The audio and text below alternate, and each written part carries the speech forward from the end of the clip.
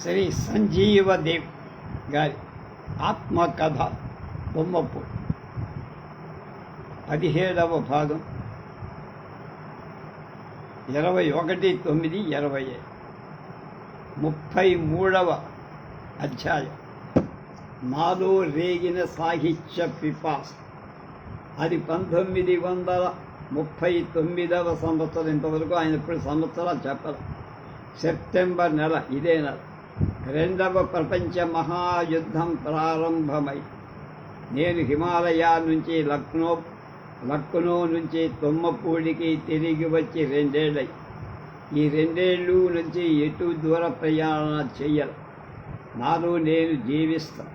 వివిధ సాహిత్యాలను, వివిధ భావవాహినులను అధ్యయనం చేస్తూ ప్రయాణాల్లో పరిచితులైన వాళ్ళని, వివిధ మిత్రులతో వివిధ భాషలలో ఉత్తర ప్రత్యుత్తరాలు జరుగుతాయి. వీరిలో అసిఫ్ కుమార్ హాల్దార్ ప్రధాన పాత్ర. ఈయన ఠాగూర్ గారికి మేనల్లుడు. తరచుగా ఉత్తరాలు రాస్తూ నా రసజగత్తుకు చైతన్యం ప్రసాదిస్తాడు. గొప్ప చిత్రకారుడు కూడా. 2 సంవత్సరాల నుంచి ఎటు పయనించక ఇంటి దగ్గరే పడుకొని ఉండటంతో ఒక హాయి కూడా కనిపించింది. సంచారంలో ఒక హాయి, సంచరించకపోవటంలో ఇంకొక హాయి. పాము పడగ విప్పి ఆడటంలో ఆనందం పొందుతుంది. ఆడి ఆడి ఆ పడగ ముడిచి చుట్టుకొని పడుకోవటంలో ఒక ఆనందం పొందు. అయితే శాశ్వతంగా ఈ తరహా ముడుచుకొనే పడుకోవటం ఉండదు. త్వరకు ఇచ్చ కలిగినప్పుడు మళ్ళీ పడగ విప్పగలనని ధైర్యోత్సాహంతో అదిండిన ఆశావాదం ఈ ఆనందానికి కాదు. ఇంతవరకు నాకు తెలుగు సాహిత్యంలో తెలుగు, హిందీ, జీవులతో పరిచయం అంటూ లేదు. అది భావకవిత్వ కాలం. తెలుగు పత్రికలను, ప్రత్యేకించి తెలుగు మాసపత్రికలను చదవటం మొదలుపెట్టి తెల్లావజ్జల, దేవులపల్లి, రాజప్రోల్, కాటూరు మొదలైన వాళ్ళ కవుల పేర్లు వినిపిస్తూ ఉండే. బెంగాలీ, హిందీ, ఇంగ్లీష్ మొదలైన భాషల సాహిత్యాలు చదివి ఉన్న మనసు మాతృభాషలోని సాహిత్యాన్ని చదువుతుంటే తల్లి వడిలో తలదాచుకున్నంత హాయి అనిపించింది. అటువంటి మృదు మధురమైన సాహితిని సృష్టించే తెలుగు సాహితీపరులు ఏ విధంగా ఉంటారు? వారు ఏమి తిని ఆకలి బాపుకుంటారు? ఏం తాగి దప్పిక తీర్చుకుంటారు? ఎటువంటి నోటితో మాటలు మాట్లాడుతారు అనే కుతూహలం ఎక్కువైపోయి, అటువంటి తరుణంలో మధుర కవి, వివిధ భాషలలో పరిచయం గల సహృదయులు, పండితులు నల్లావజ్జల శివశంకర శాస్త్రి గారు తుమ్మపూడి రావడం జరిగింది. అప్పుడు మాకు ఎక్కువ దూరం లేని ఒక గ్రామంలో ఉంటున్న వారికి నాకు పరిచయం ఏర్పడి భావుకవలే ఉన్నారు. వారి ముఖంలో కవిత ప్రకాశిస్తూనే ఉంది. నా హిమాలయ వాసాన్ని అంటే ఉండటాన్ని గురించి, లక్నో మకాం గురించి, నా భాషా పరిజ్ఞానాన్ని గురించి తెలుసుకొని తెలుగులో కూడా కృషి చేయందని సలహా ఇచ్చారు. తెలుగు సాహితీ ప్రథమంగా చూడడం శివశంకర శాస్త్రి గారిని. నా దగ్గర అప్పుడున్న ప్రసిద్ధ సంగీతజ్ఞుడు, సాధకుడు, కవి అయిన దిలీప్ కుమార్ రాయ్ రచించిన బెంగాలీ పుస్తకం అనామీని శివశంకర్ గారు చదివేందుకు తీసుకొని వెళ్ళారు.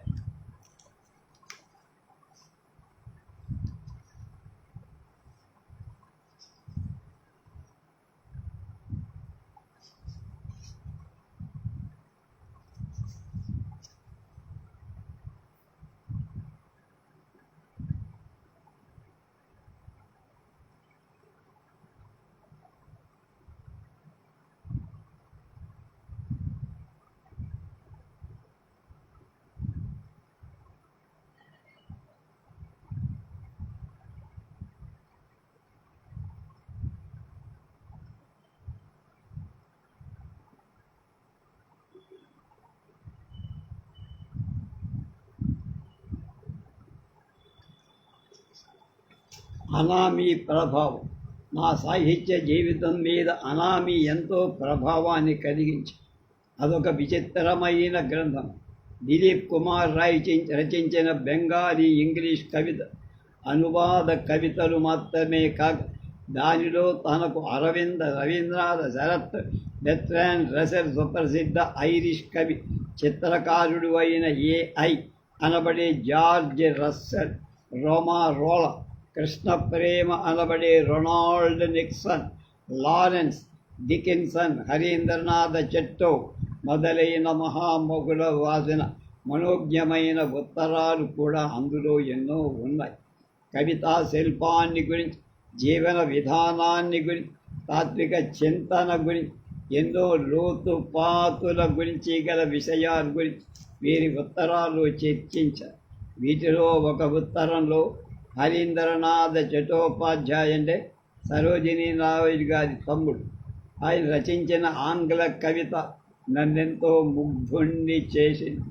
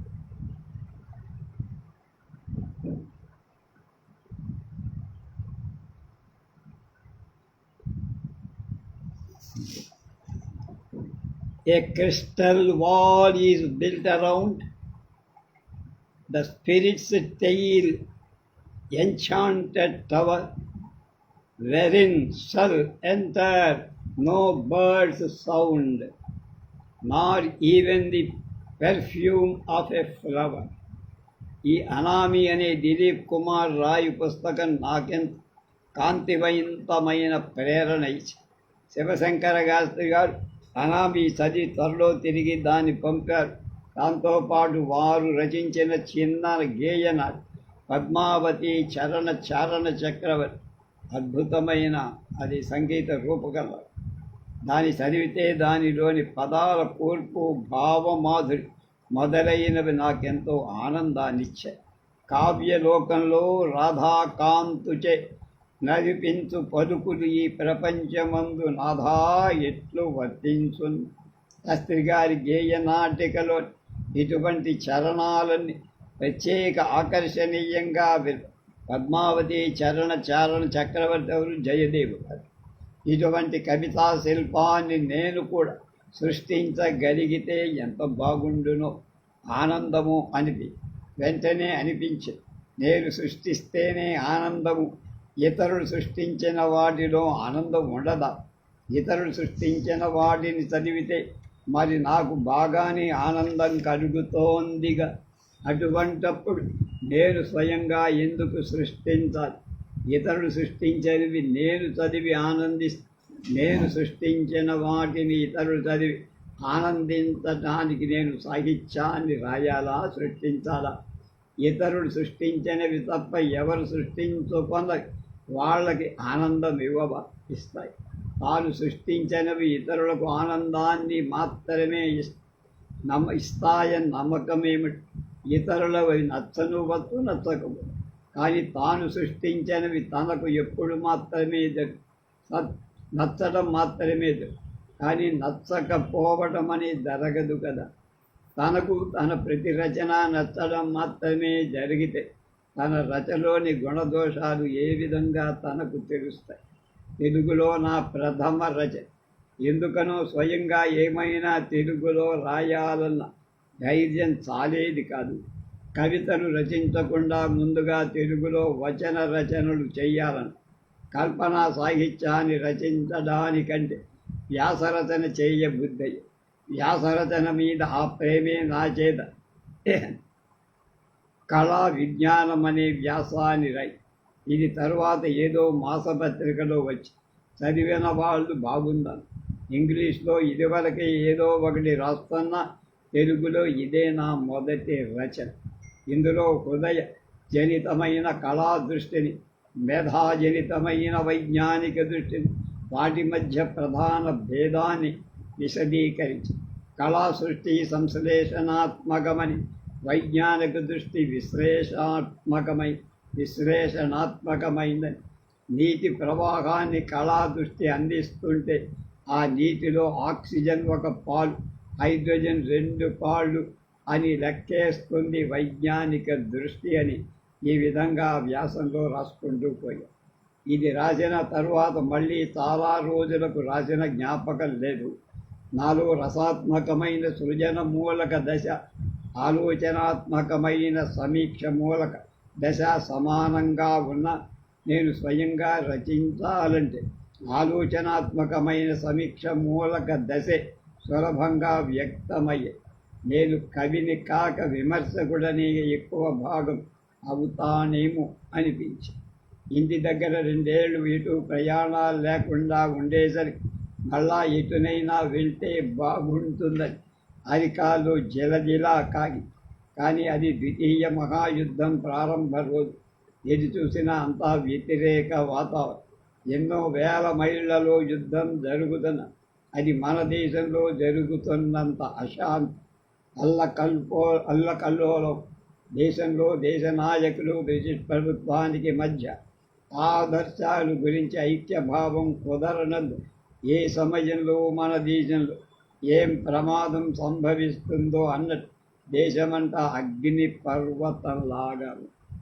నిత్యం వార్తాపత్రికలలో శ్రద్ధతో చదివి హిట్లర్ సైన్యాలు ముందుకు పురోగమిస్తున్నాయంటే ఎంతో సంతోషం కలిగి, బ్రిటిష్ ప్రభుత్వం మీద ఉన్న ద్వేషం వల్ల అభిమానం జర్మనీ, జపాన్ల మీద ఎక్కువగా మిత్రమండలి సైన్యాల పరాజయాన్ని కోరేవాడిని నేను. జర్మనీ విజయం పొందితేనే కానీ బ్రిటన్ అపజయం పొందడం అంటే భారతదేశానికి స్వాతంత్రం వచ్చినట్లే అని నా భావం. అటువంటి కల్లోల వాతావరణంలో ఎటు ప్రయాణాలు చేయడంలో సుఖం లేదని ఆ ప్రయత్నాలు మానుకొని సాంస్కృతిక పరిశోధనలోనే నిమగ్నమై ఉండిపోయారు. ఒకవైపు గంభీర తాత్విక చింతన, విమర్శ, సాహిత్య విమర్శ ఎంత ఆనందం ఇవ్వసాగేయో, మరొక వైపు బెంగాలీ మాసపత్రికలో వెలువడే వర్ణచిత్రాలు, చిత్రకళకు సంబంధించిన సమీక్షాత్మక రచనలు అంత ఆనందాన్నిచ్చాయి. కానీ నేనన్నుడు రూప సృష్టి చేయ ప్రయత్నించల, చిత్రాస్వాదన తప్ప చిత్రలేఖనం ప్రారంభించలే. ఒక విధంగా రస విజ్ఞానం, ఎస్థెటిక్స్ మీద ప్రీతి అధికం కావచ్చు. చిత్రాల ఆల్బమ్లను సేకరించడంలో, వాటిలోని చిత్రాలు చూసి ఆనందించడంలో విశేష ఆనందం దొరికేది.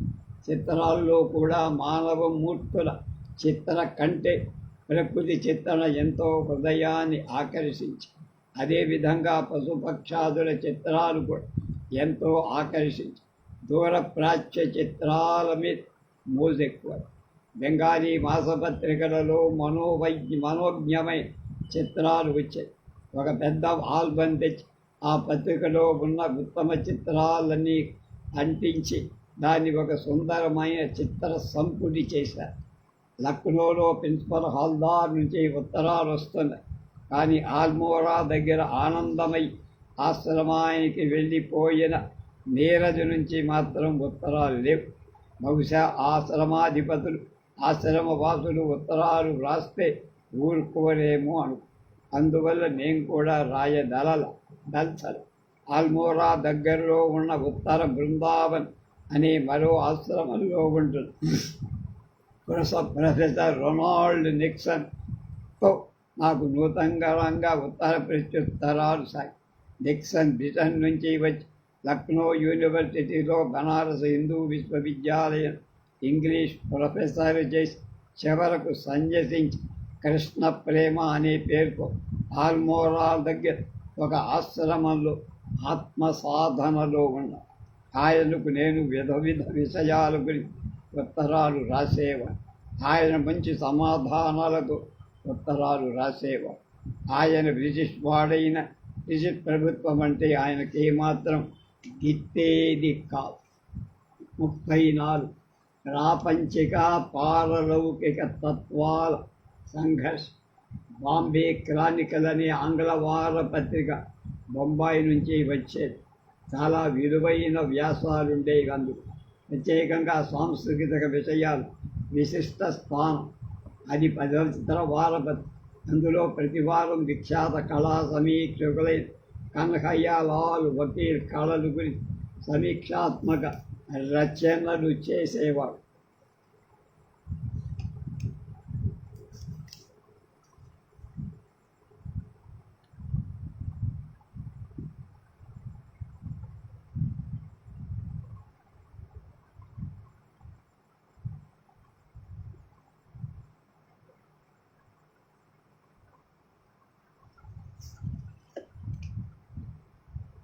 అవి బెంగాలీ వాళ్ళకి అంతా గిట్టేం కావు. చిత్రకళలో బెంగాలీ సాంప్రదాయాన్ని బాంబే సాంప్రదాయానికి చాలా తేడా. అతి మార్దవానికి బెంగాలీ సాంప్రదాయం ప్రాతినిధ్యం వహిస్తే, అతి బలీయతకు బొంబాయి సంప్రదాయం వహించే. మొదటి దూరప్రాచ్య దేశాల వైపుకు చూస్తూ ఉంటే రెండవది పాశ్చాత్య దేశాల వైపుకు చూస్తూ ప్రతివారం బాంబే క్రానికల్ నిమిత్తం ఎంతో ఆతురత హృదయంతో నిరీక్షించేవారు. ఒక వారం అందులో 2 కళా గ్రంథాల గురించి మంచి విశదమైన సమీక్ష వచ్చేది. ఒకటి హంగేరియన్ చిత్రకారిణై పాస్ బర్నర్, ఎలిజబెత్ బర్నర్ అనే తల్లి కూతుళ్ళ రచించిన చిత్రాల సంపుటి. రెండవది సుప్రసిద్ధ బౌద్ధ పండితుడు చిత్రకారుడు అయిన జర్మన్ భిక్షు అనాగరిక గోవింద.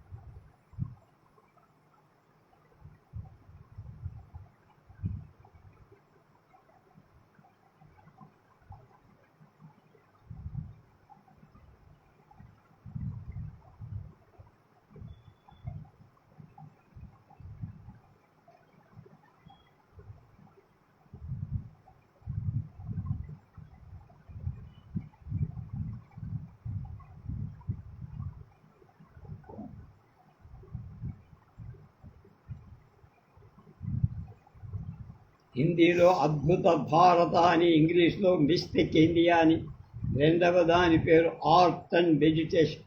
ఈ 2 పుస్తకాలు తెప్పించాలని విపరీతమైన అభిలాష. వెంటనే వీపీ ద్వారా పంపమని వ్రాసిన రోజునే అవి రావు, రెండవ రోజున రావు, మూడవ రోజున రావు. బొంబాయి నుంచి వారం రోజులు కానీ అవి రావు. మరి వాటి నిమిత్తం వారం రోజులు వేచి ఉండాలంటే చాలా ఇబ్బందిగా ఉంది. చివరకు ఒక రోజున 2 వచ్చాయి. ఇక నా ఆనందానికి మేరలేదు. పార్సిల్ తెచ్చి ఏకాంతంగా కూర్చొని విప్పి చూస్తే నేను వాటిని ఏ విధంగా ఉంటాయని నిరీక్షించాను అంతకంటే ఎక్కువ రసరమ్యంగా ఉంది. ఒక్కోసారి మనం వాటిని నిరీక్షించిన రూపం కంటే అవి తక్కువగా ఉండి నిరాశ కలిగిస్తాయి. మరొకసారి ఎక్కువగా ఉండి ఎక్కువ ఆనందం కలిగిస్తాయి. Mystic India, art and meditation రెంటిలో ముందుగా దేన్ని తెలిసి చూడాలో అని ముందుగా మొదటి దానే చూశాను. నిజంగా అద్భుతం. ఎన్నో చిత్రాలు కళ్ళకు కాంతిని, ఎన్నో వాక్యాలు మనకు శాంతినిచ్చి. శ్రీమతి పాస్ బర్నర్ రాసిన బుద్ధుని తలను గురించి లూయి బుష్ అనే సమీక్షకుడు రాసిన వాక్యాలు నాకెంతో ప్రేరణించాయి. The closed at all knowing eyes the perfect, truthful, consoling lips, the powerful, gentle presence of that mastermind with the calm visage must surely represent Gautam as he was when he found what he had sought for so long in the cradle land of men, so many centuries in the past. అద్భుతం.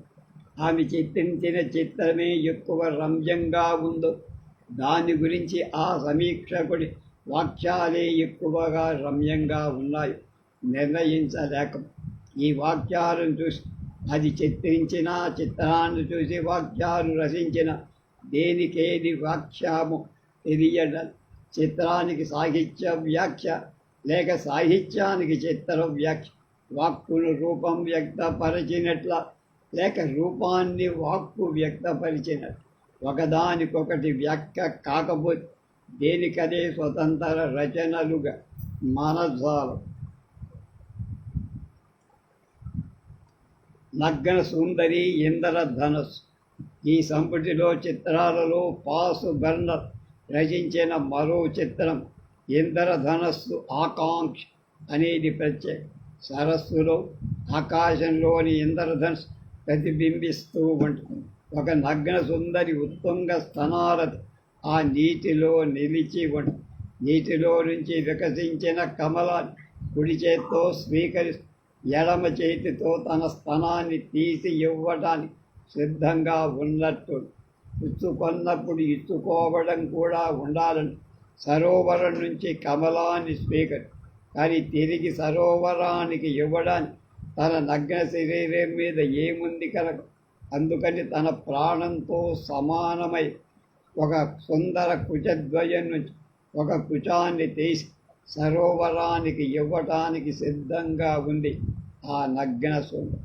ఈ విధంగా ఆ సంపుటి నిండా తల్లి బిడ్డలు రచించిన ఎన్నో మనోహరమైన చిత్రాలు మానవ మూర్తుల చిత్రాలు కూడా ఉన్నాయి. ఆ పుస్తకం ఒక రూపరాశి, ఒక వర్ణ సంగీతం. ఒక జర్మన్ బౌద్ధ భిక్ష అనాకరక గోవింద పుస్తకం ఆర్ట్ అండ్ మెడిటేషన్ మరో విధమైన పుస్తకం. ఈ పుస్తకంలోని చిత్ర రచనలు కానీ అక్షర రచనలు కానీ ఆనందించాలంటే ఎక్కువ ఆలోచించడానికి పనికొస్తాయి. చిత్రకళలోని తాత్విక దశను గురించి వ్యాసాలు, తాను చిత్రించిన నైరూప్య అబ్స్ట్రాక్ట్ చిత్రాలు అందులో ఉన్నాయి. అన్నీ చాలా మార్మిక రూపాలను తాత్విక అర్థాలను గోవింద అంటాడు. To enjoy work of art means to rediscover visions of our own soul. To enjoy the work of art means to rediscover vision of our own soul అని కళాకృతులను ఆనందించడం అంటే మన స్వీయ ఆత్మను తిరిగి దర్శించడం అని అంటారు. ఇందులో ఆయన రూప రహస్యాలను, వర్ణ రహస్యాలను, రూపానికి వర్ణానికి ఉండే సంబంధాలను విశ్లేషించి చూపుతారు. బ్రెన్నర్ పుస్తకం ఆనందాన్నిస్తే గోవింద పుస్తకం అంతర్దృష్టినిచ్చే. అంతర్దృష్టి లేని ఆనందం కాదు, ఆనందం లేని అంతర్దృష్టి కానీ సమగ్రాలు కావు. సాహిత్య రచనలు చదవడంలో, చిత్రరచనలు చూసి ఆనందించడంలో జీవితం సాగిపోదు. ఈ రెంటికి మించిన మరో జగత్తు కూడా ఉంది. అది అశరీర అనుభూతి పొందే పరాతత్వ. ఈ మూడు విధాల ఆనందాల ఏనా అని జీవితంలో అని ప్రశ్నించుకుంటే కాదని నాకు జవాబు. శరీరం ఇచ్చే ఆనందం ఏమిటో తెలుసుకోకుండా శరీరాన్ని అధిగమించిన అశరీర అనుభూతి నిమిత్త సాధన, ప్రేమ, కామం ఈ రెండు జీవితంలో తక్కువ విలువ గలవా అంటే కాదని కూడా అనిపించింది. మానవుడు ఇంద్రియాలిచ్చే ఆనందాన్ని వదలి అతీంద్రియానందం కోసమే ఎందుకు ప్రయత్నించాలి? స్త్రీ పురుష సంబంధాలు ఆధ్యాత్మిక జీవితం అనబడే దానికి అడ్డంకుల. ఇటువంటి విషయాలు మళ్ళీ రాత్రింబగ మనస్సును కలవరపెట్టాయి. శరీరంలో ఉండి ఉత్తేజాలు జరుగుతాయి. కొన్ని ముఖాకృతులు మనోఫలకం మీద ప్రత్యక్షమైనప్పుడల్లా శరీరంలో ఏదో అజ్ఞాత సంవేద జనించసాగి, రాత్రుల్లో నిద్ర నెలకు వచ్చినప్పుడల్లా ఏదో తీరని త్రితర బాధ కలిగే. వివాహ వ్యవస్థ సరైందేనా, వివాహాన్ని గురించి, లైంగిక తత్వాన్ని గురించి కొన్ని పుస్తకాలు చదవసాగే. వివాహ వ్యవస్థ సమాజంలో అవసరం లేదేమో అనిపించి, వైవాహికమైన తంతు లేకుండా ఇద్దరు స్త్రీ పురుషులు ఒకచోట మానసికంగా శారీరకంగా ఏకమై నివసించడం బాగుంటుందనిపి, సృష్టిలో స్త్రీలు పురుషులు ఉభయులు ఉన్నప్పుడు ఉభయులు కలిసి ఒకరినొకరు ఆనందించడం ఆధ్యాత్మిక ఆనందాన్ని ఏ విధమైన అడ్డు రాదు అనిపించి, శరీరం ద్వారానే శరీరాతీత ఆనందం పొందచ్చని అనిపించి, ఆధ్యాత్మిక జీవితం అనేదాని విరాగం అవసరం లేదు, అనురాగం ఉంటే చాలు. విరాగ మార్గం ఇష్టమున్నవాడు దాన్ని అనుభవించదు, పరమలక్ష్యాన్ని అందుకోను వచ్చు. అనురాగ మార్గం ఇష్టమున్నవాడు దీన్ని అనుసరించి పరమలక్ష్యాన్ని అందుకో.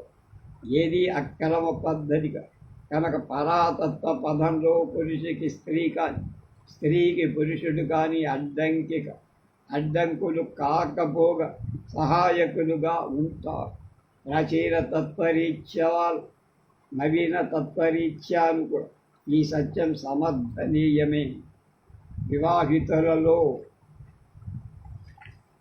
గొప్ప వ్యక్తులున్నారు, అవివాహితుల్లో కూడా. వివాహితుల్లో పనికి మాలిన వాడుంటే వాళ్ళల్లో కూడా. వివాహం కాని ఒక వ్యక్తిని మహనీయుడిగా చేయదు, హీనుడిగా చేయదు. ఆ వ్యక్తిలోని అర్హత అనర్హతలే వివాహాన్ని కాని అవివాహాన్ని కాని మహనీయంగానూ హీనంగానూ చేస్తాం. కనుక వివాహంలో సౌఖ్యం ఉన్నది అనుకునేవాడు వివాహం చేసుకోవాలి, లేనివాడు చేసుకోకుండా ఉండొచ్చు. ఈ రెండు దశలలో ఏ దశ కూడా మానవ ప్రగతికి ఆటంకాలు కావు అని ముమ్మాటికి విశ్వసించి, నారీ రూపం, నారీ హక్కులు, నారీ సాన్నిధ్యం ఆనందదాయకమనే తథ్య. అయితే మానవ ప్రేమ దుఃఖాన్ని తెలుసుకోదే. ఒక వ్యక్తిని గాఢంగా ప్రేమిస్తే ఆ తరువాత ఆ వ్యక్తి మరణిస్తే అప్పుడు దొరికేది ఆనందానికి బదులు దుఃఖమేగా. అందుకే నశించే వాటిని ప్రేమిస్తే దుఃఖం తప్పదని, అందుకని నశించిన దాన్ని ప్రేమిస్తే ఆనందం కూడా అటువంటి నశించిన దాన్ని ప్రేమించాలని నశించని పదార్థం ఒకటి ఉండాలిగా. ఇంద్రియ గోచరమైన అన్నీ నశిస్తాయి కదా, ఇంద్రియ గోచరం కాంది నశించింది ఏది కాదో తెలుస్తుంది, ఏది అవునో తెలియదు. నశించని పదార్థం మనిషి కాదు, పశువు కాదు, ఇల్లు వాకిలి కాదు, కొడుకు కాదు, లోయ కాదు, చెట్టు పుట్ట కాదు. ఏమిటి అది కాదు, ఇది కాదు, ఏది కాదు. అంచేత నేతి అని చివరకు ఇతి అన్నారు ఆర్షసాలు. ఇవన్నీ కానిదేదో అది నశించని ఆ పదార్థం చాలా నైరూప్యం, అబ్స్ట్రాక్ట్. అది కంటికి కనపడదు, చెవికి వినపడదు, స్పర్శకు తగలదు. ఇవన్నీ అది ఇంకా నశించేదేముంది? కనుక అటువంటి నశించని దాన్ని ప్రేమిస్తే ప్రేమించిన వారి ఆనందం నశించదు. అయితే ప్రేమించిన వాళ్ళెప్పుడు నశిస్తారని ఆనందమయమైనట్టి మానవులు ప్రేమించకుండా ఉంటే సుఖమా? కనిపించే వినిపించే స్పర్శకు తగిలే వస్తువులను, వ్యక్తుల, ప్రదేశాలను ప్రేమించడం కుదురుతుంది. కానీ వీటన్నిటికీ దూరమైన కనిపించని, వినిపించని, స్పర్శకు తగలని పదార్థాన్ని ప్రేమించడం ఎలా? ఒక వ్యక్తి మనసారా గాఢంగా ప్రేమించిన ఆ వ్యక్తి చనిపోతే దుఃఖం, విపరీతమైన దుఃఖం కలిగే మాట నిజం. ఏమి దుఃఖం కలిగితే దుఃఖించు. తాను ప్రేమించిన వ్యక్తి జీవించి ఉండగా ఆనందం పొందిన ప్రేమ హృదయం లేదు. ఆ వ్యక్తి దుఃఖం అనుభవించడం బాధగా ఎందుకుండాలి? ఆనాడు సంయోగంలో ఆనందాన్ని అనుభవించిన హృదయంతోనే ఇవాళ వియోగంలో దుఃఖాన్ని మధురంగా అధిగమించాలి, అనుభవించాలి. ఆ దుఃఖం కూడా ఆనందంగానే తట్టాలి, కానీ బాధ కాకూడదు. ఆనంద బాష్పాలు దుఃఖ బాష్పాలు భేదం ఉండరాదు. మనసుకు ఇటువంటి స్థితి అబ్బితే నశించేదాన్ని ప్రేమించినా కూడా నశించని దాన్ని ప్రేమించినట్టు. అయితే ఇటువంటి స్థితి అంటే ప్రియా వియోగంలో కలిగే దుఃఖాన్ని కూడా మధురంగా అనుభూతి చెందే స్థితిని అందుకోవడం సులభం కాదు. ఇందుకు ఎంతో సాధన అవసరం. దుఃఖాన్ని మధురంగా అనుభూతి చెందడం అంటే ఆనందించడం అనే అర్థం. అంటే ప్రియుల సంయోగంలో వియోగంలో కూడా ఆనందాన్ని అనుభవించటం. దీని అర్థం దుఃఖాన్ని జయించినట్టు. నశించేది నశించనిది అనే తారతమ్యమే ఉండదు. రేపు 35 బహిరంగ సభలో నా ప్రథమ ఉపన్యాసం జనన మరణాల మధ్య అనంత అగాధం అనే సబ్జెక్టు మీద రేపు తెలుసుకుందాం.